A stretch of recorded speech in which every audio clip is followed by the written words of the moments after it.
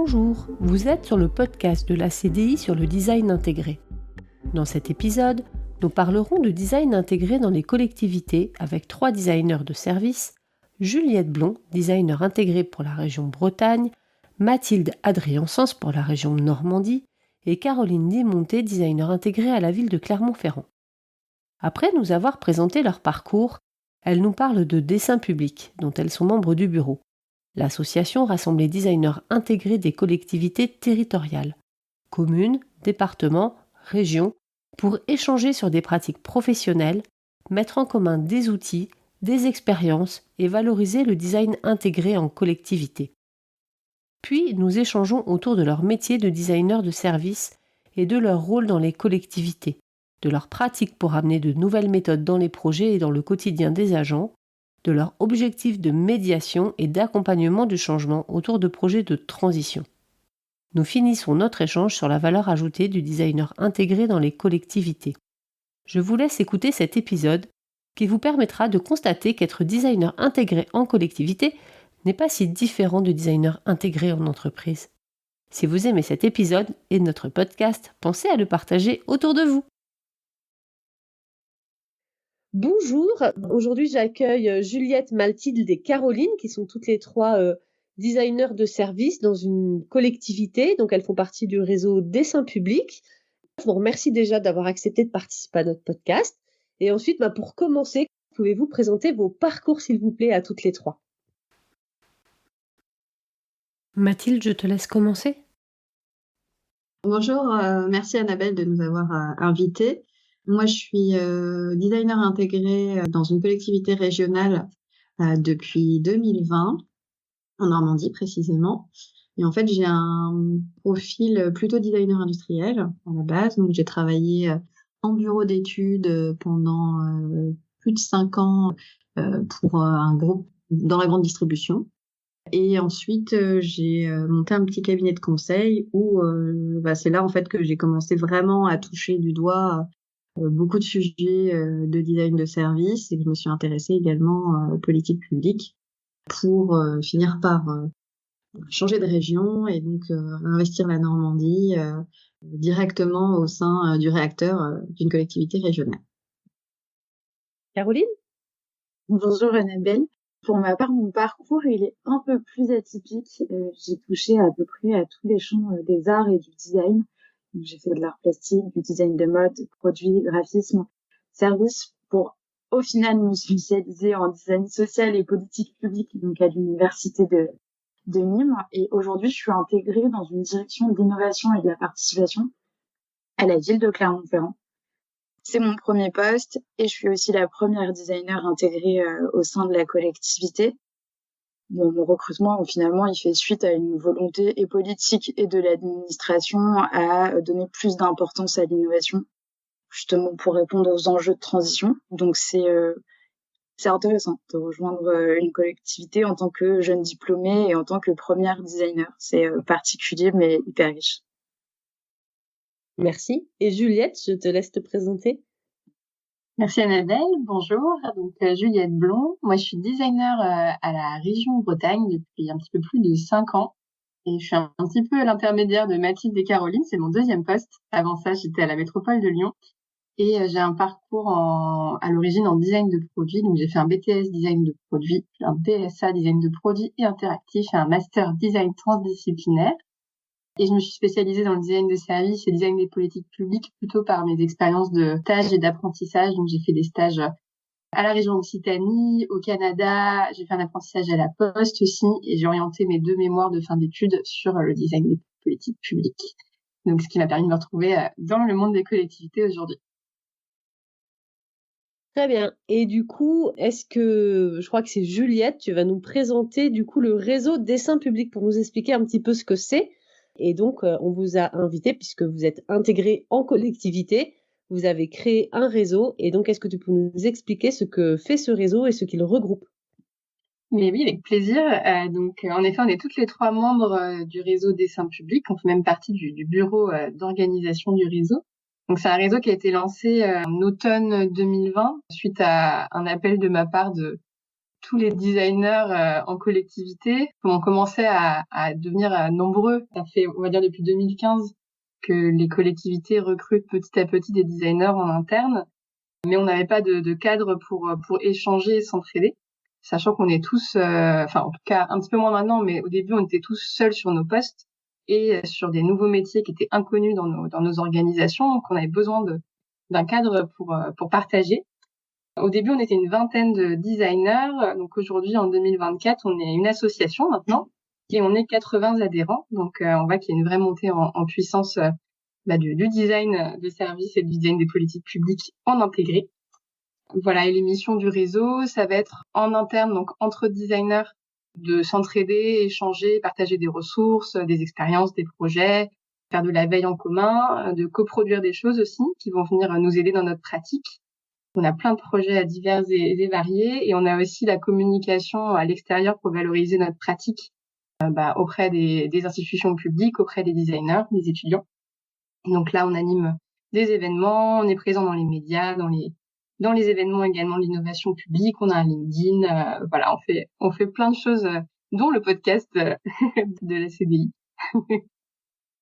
C'est super gentil et du coup, je pense que la question qui vient naturellement derrière, c'est vous demander à l'une d'entre vous ou à toutes les trois, comme vous voulez, de présenter ce qu'est le design de service. Qu'est-ce que vous entendez derrière ce mot-là? Et surtout, qu'est-ce que vous faites dans les collectivités? Je pense que tout le monde peut se demander, mais pourquoi un designer dans une collectivité? C'est une question qui est finalement beaucoup revenue au sein du réseau depuis sa conception. Comme le disait Juliette, on est seul dans nos collectivités et présenter le design de service, c'est toujours un exercice, même quand on est designer, de le présenter à des non-designers. Donc il y a maintenant, je dirais 3 ans, Dessin Public a travaillé justement à la rédaction de définitions pour mieux présenter notre métier et nos méthodes et nos processus à nos collègues. Et donc pour Dessin Public, le design de service, c'est une démarche de conception portée par un designer, et ça c'est très important, qui permet de concevoir des solutions innovantes qui répondent aux besoins et aux contraintes de nos usagers. Donc, définition très formelle, très simple. Et on le détaille en disant que notre processus de conception, finalement, comme tous les champs du design, il est composé de plusieurs phases, de la problématisation à la formalisation. Et c'est cette formalisation qui peut prendre différentes formes, ce qui rend le design de service parfois un peu flou pour certaines personnes. Il y a une autre spécificité, je dirais, peut-être du design de service, design social ou design intégré en collectivité, c'est vraiment l'intégration des parties prenantes dans le processus. Et si on devait donner un exemple, plutôt un exemple emblématique sur lequel tout designer a plus ou moins travaillé en collectivité, ce serait sur le fait de repenser un accueil, par exemple. Et dans le fait de repenser un accueil, on va travailler avec les agents qui sont dans cet accueil, on va travailler avec évidemment les usagers qui côtoient cet accueil, mais on va travailler sur l'espace, on va travailler sur la signalétique, on va travailler sur les processus d'information et on va travailler sur tout ce qui est aussi le back-office, donc l'organisation en interne de la collectivité autour de cet accueil, comment les informations montent, descendent, comment les décisions sont prises, etc.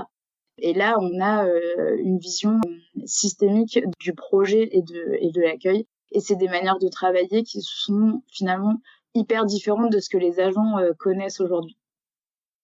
Je vais rebondir sur l'histoire de pourquoi est-ce que les collectivités intègrent le design. Alors, ça peut prendre différentes formes. En effet, ce que dit Caroline, c'est ça peut être repenser un accueil, ça peut être souvent aussi repenser des dispositifs pour les rendre plus adaptés aux usagers. Parfois, il y a eu aussi l'intégration du numérique qui a changé pas mal la donne et finalement qui a poussé aussi les collectivités à revoir un peu les usages autour de ce numérique et pas forcément penser une solution numérique uniquement par la technologie, parce qu'on se rend bien compte que il y a des limites à ça. Et puis après, il y a d'autres types d'interventions du designer, comme l'a abordé un petit peu Caroline, c'est tout ce qui va être organisationnel, tout ce qui va être lié au management. Pour ma part, moi j'ai été recrutée sur un poste un peu hybride dans une mission modernisation sur la conduite de changement, sur des méthodes agiles. Donc avec cette volonté aussi d'embarquer les agents, alors à travers de projets, qui vont être des projets innovants ou des refontes spécifiques, mais aussi à travers leur quotidien. En fait, les embarquer dans des méthodes collaboratives au quotidien, que ce soit pour le management, que ce soit pour travailler avec des partenaires externes et parfois même pour essayer de limiter l'effet silo qu'on peut avoir dans les différentes administrations.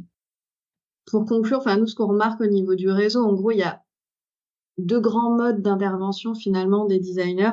C'est soit ils vont être recrutés plutôt pour un projet spécifique, repenser l'accueil d'un CCAS, par exemple. Donc, on va recruter un designer pour une durée sur ce projet spécifiquement. Et il y a un autre modèle qui est plutôt, toutes les trois, on est plutôt concernés par ce deuxième modèle, c'est le modèle un peu cabinet de conseil. C'est-à-dire qu'on intervient pas uniquement, on n'est pas forcément responsable des projets, mais on accompagne les équipes pour qu'ils intègrent des outils, des méthodes, en tout cas un parcours projet qui est plus proche d'une sensibilité des usagers et beaucoup plus participatif, beaucoup plus collaboratif, avec encore on essaye d'intégrer, c'est peut-être le plus dur, mais on essaye d'intégrer tout ce qui va être droit à l'erreur, être en capacité de matérialiser rapidement, de prototyper rapidement. Et ça, c'est pas forcément toujours évident. Mais il y a cette volonté d'y aller et on se rend compte en fait finalement que les designers, souvent, ils arrivent dans les collectivités pour une raison, donc pour un petit projet, pour une vision un peu plus managériale parfois. Mais finalement, ils sont de plus en plus sollicités en haut de l'échelle hiérarchique. Donc, ils vont travailler également sur des stratégies avec des directeurs, accompagner des stratégies. Donc, on est plus sur du design aussi de politique publique et éventuellement commencer à travailler également avec des élus pour essayer d'inclure toutes ces parties prenantes. Ok. Et du coup, peut-être que Juliette, tu peux répondre à cette question. Déjà, quand on dit on est designer, en gros en France, personne n'y comprend rien. Et là, quand vous allez voir les usagers, que vous leur dites voilà, vous voudrez vous intégrer dans une démarche de travail, comment ça se passe? Quel retour vous avez? Est-ce que les gens sont plutôt enclins à venir et c'est facile? Ou est-ce que ce soit en interne ou par rapport aux usagers, est-ce que déjà la mise en place d'un travail collaboratif est compliquée? Quelle est l'image que vous ressentez par rapport à ça? Très bonne question, Annabelle. Alors, on va dire que la problématique, elle peut être un petit peu différente en fonction de si on veut mobiliser des agents ou des partenaires, donc des professionnels ou des usagers. Sur la mobilisation des usagers, il y a plein de façons de le faire. On peut aller sur le terrain directement enquêter. Par exemple, si on regarde l'exemple du lieu d'accueil, sur le lieu d'accueil, là, on se présente pas forcément en tant que designer parce que en tout cas personnellement, parce que ça peut plus embrouiller qu'autre chose. On va plutôt présenter la finalité de notre projet et dire qu'on est là pour être à l'écoute de l'expérience des personnes et de leurs problématiques. Pour le coup, c'est assez simple. Après, quand on veut par contre engager des usagers dans des ateliers de co-conception, c'est là où le processus est un petit peu plus complexe parce qu'il faut qu'on embarque les collègues qui sont vraiment, eux, en contact direct, qui sont les relais de confiance finalement avec ces usagers-là. Et là, c'est toute la spécificité d'être intégré et d'apprendre à les connaître petit à petit, d'apprendre à tisser une relation de confiance, à convaincre. Et il n'y a pas de méthode miracle, c'est un travail au long cours de se faire connaître notre approche, nos projets, être à l'écoute des personnes, de leurs besoins, relancer beaucoup. Enfin voilà, c'est vraiment tout l'aspect plutôt chef de projet de notre métier où on va essayer de créer un collectif pour avancer ensemble. Et c'est vrai que quand on décrit un projet en design, on parle de ces grandes étapes, enquête, créativité, prototypage, expérimentation, formalisation, etc. Mais il y a plein de temps cachés, j'imagine quand on est en agence, mais quand on est intégré, de juste créer les bonnes conditions pour que toutes ces étapes se passent de manière fluide et que le projet atterrisse dans la réalité de la collectivité, dans notre cas, à la fin. Et tout à l'heure, tu nous disais que aujourd'hui le réseau, il est quand même conséquent puisque vous êtes 80 adhérents. Donc ça veut dire qu'ils sont intégrés à la fois au niveau des régions, parfois au niveau des départements et parfois au niveau des villes.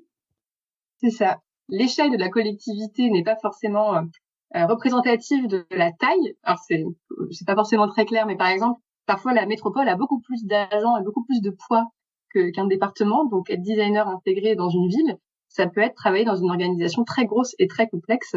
Finalement, chaque collectivité, c'est comme une entreprise, quoi. Il y a un tas d'objectifs, des stratégies, des projets. Il y a un service RH, un service direction de systèmes d'information, un service innovation. Et donc, qu'on soit une région, un département, une communauté de communes, une ville, on peut y intégrer du design. Et aujourd'hui, dans le réseau, on a des designers qui sont dans des très, très grosses collectivités avec plusieurs milliers d'agents et des designers qui sont dans des beaucoup plus petites villes. Par exemple, on a une membre du bureau qui est dans la ville de Baugé, en Anjou, qui est une commune beaucoup plus petite, mais qui arrive à mobiliser les méthodes de design dans le cadre de projets numériques, notamment. D'accord, ok. Et donc, tout à l'heure, Mathilde, elle nous disait que oui, effectivement, pour qu'il y ait une bonne écoute, il vaut mieux qu'il monte un peu dans la hiérarchie et qu'il soit plutôt proche des élus et proche de la direction pour qu'il y ait une bonne écoute et un bon retour et surtout un bon suivi, une bonne intégration, je suppose. Oui, alors pour les projets, après, c'est pas forcément toujours facile parce que plus on monte dans la hiérarchie, ça veut dire plus de pression, plus de demandes qui peuvent être parfois un peu contradictoires. Fédérer les gens en interne autour d'une vision commune sur un projet, c'est parfois beaucoup plus compliqué que de s'attaquer à la relation usager, enfin à la vision usager, et finalement travailler avec des usagers. Parce qu'il y a beaucoup d'enjeux, il y a quand même les enjeux politiques, il y a les enjeux stratégiques, il y a les enjeux organisationnels qui est mis en place en fait. Il y a la culture de la collectivité qui est mise en place depuis souvent pas mal d'années. Donc il y a beaucoup de résistance au changement. Donc c'est aussi pour moi un des rôles finalement du designer, c'est être un accompagnateur du changement. Et au-delà je pense, des projets qu'on réussit à faire et de livrer, donc en design de service, on dit que, nous on conçoit finalement des expériences usagées, mais au-delà de ça, en fait, dans les projets, finalement, c'est ce qu'on a dit tout à l'heure, on conçoit de la relation humaine, hein, finalement, grâce aux outils du design qui vont être souvent des outils de médiation. En fait, on travaille beaucoup sur des outils de médiation et comment on fait pour se mettre d'accord sur des sujets complexes, surtout qu'on adresse de plus en plus des sujets qui sont liés aux grandes transitions. Enfin, en tout cas, nous, à l'échelle régionale, c'est ce qu'on adresse. Et c'est des sujets qui sont très, très complexes, qui ont un enjeu très fort, mais aussi une multitude de points de vue différents qu'il faut intégrer. Voilà, donc en pratique, c'est pas si simple. Voilà. Après, il y a le sujet de où est placé le designer dans l'organisation, et ça, ce qu'on remarque, c'est que c'est très différent en fait d'une collectivité à une autre. Forcément, quand on est placé tout proche du directeur général des services, on n'a pas le même poids que quand on est au sein d'une direction spécifique. Voilà, et là, ce qu'on remarque, c'est que dans les profils, c'est très, très différent.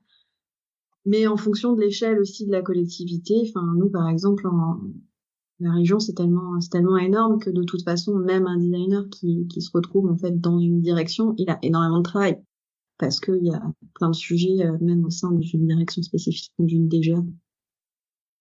Et du coup, vous êtes organisé en réseau, donc vous arrivez à partager vos expériences, vos outils.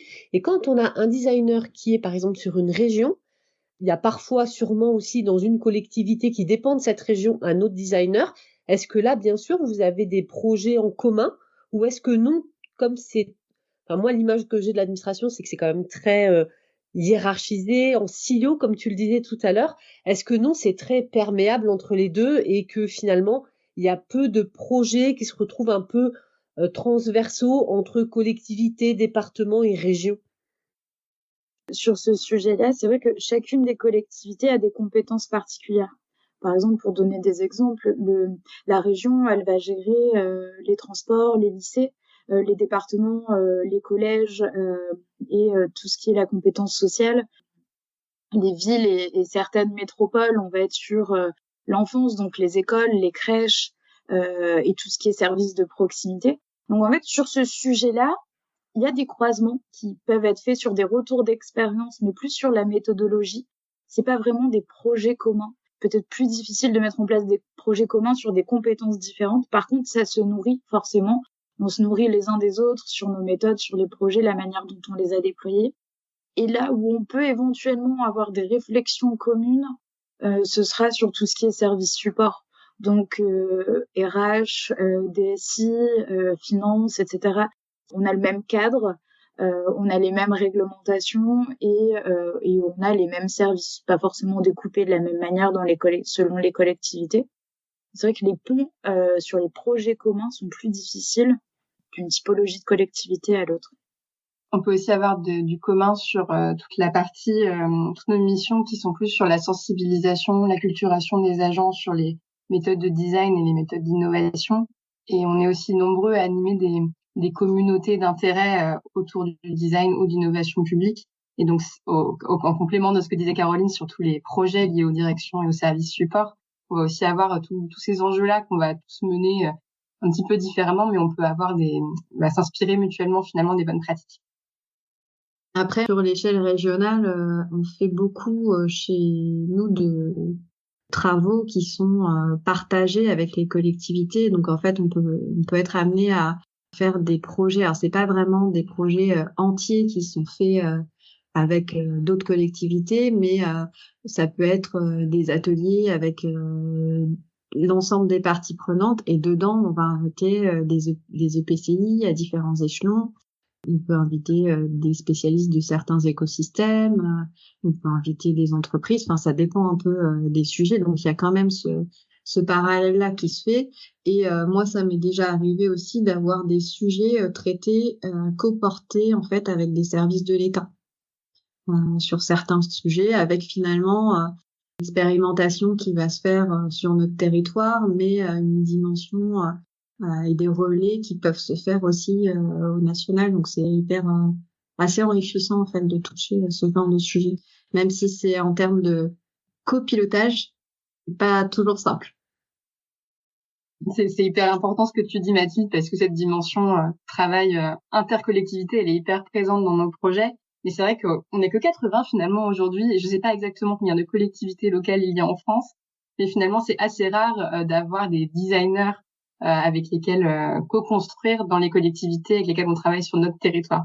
Donc d'où la double réponse entre ce qu'on disait Caroline et ce que disait Mathilde, qui est très très important dans notre pratique.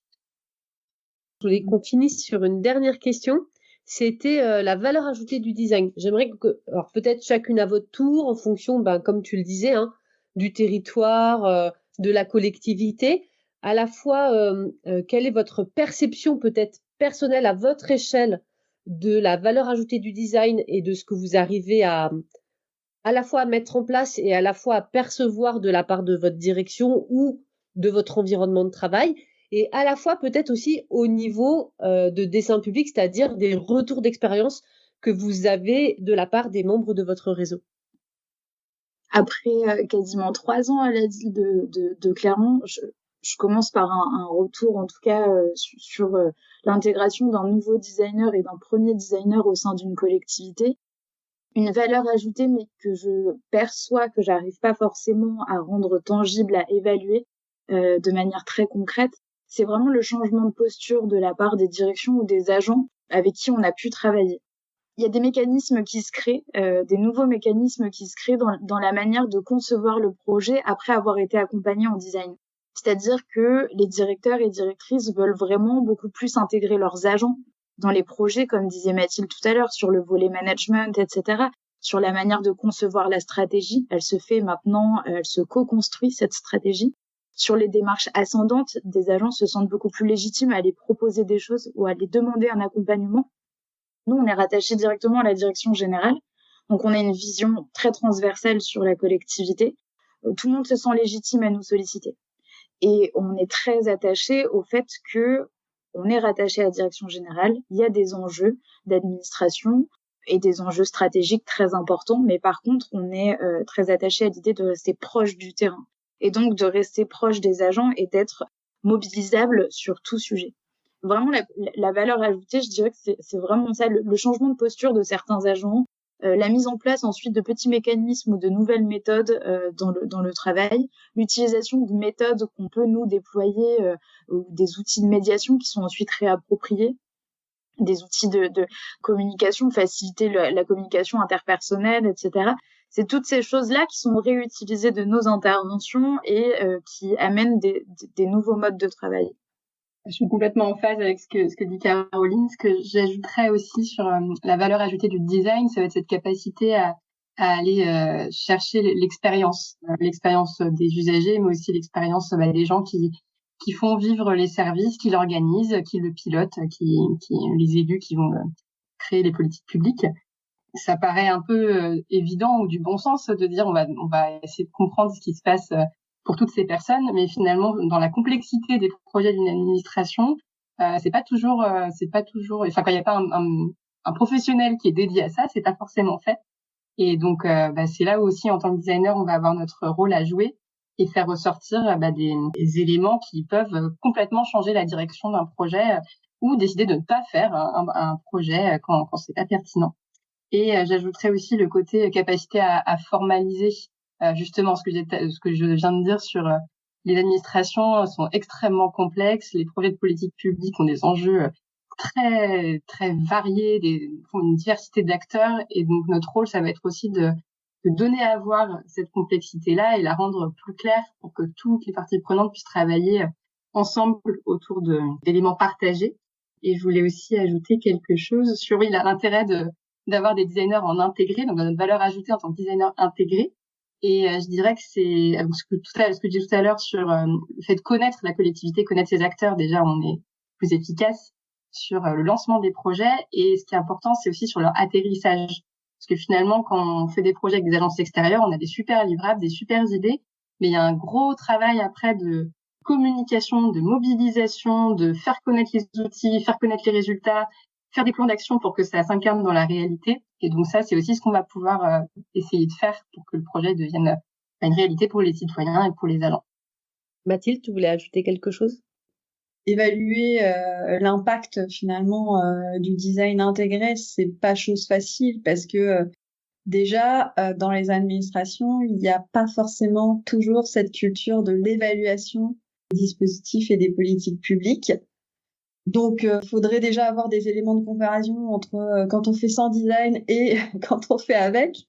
Et ça, souvent, ça n'existe pas. Donc, en fait, il y a pas, en fait, s'il n'y a pas cette culture moi, j'ai travaillé pour des entreprises et on calcule le ROI, etc. Enfin, on essaye de calculer plusieurs paramètres. Et ce calcul, en fait, je pense pas que ce soit spécifique à mon administration. On a tendance à beaucoup moins le mesurer, en tout cas, dans les administrations. Et donc, moi, je dirais que la valeur ajoutée, elle se mesure, c'est ce que disait Caroline, c'est plutôt on le pressent, enfin c'est quelque chose qu'on pressent, mais on peut pas donner des éléments tangibles parce qu'il y a beaucoup trop de paramètres en fait en jeu. Par contre, on mesure sur le fait que finalement au début, quand on arrive en collectivité, on fait quelques petites choses et puis en fait on nous sollicite de plus en plus, on nous intègre de plus en plus au projet. Moi, je dirais, le fait de monter, de travailler avec des gens qui sont de plus en plus en haut de la pyramide, ça montre aussi que finalement, ils y trouvent un intérêt à faire appel à nous. Et je rebondis sur ce qu'a dit Juliette. Je pense que c'est vraiment pour notre capacité à mettre en forme la complexité. Donc, en fait, rendre plus simple, simplifier les sujets complexes, enfin, les rendre plus tangibles et du coup pouvoir essayer de prendre les meilleures décisions dans cet environnement qui est assez complexe. Donc c'est à ça qu'on sert.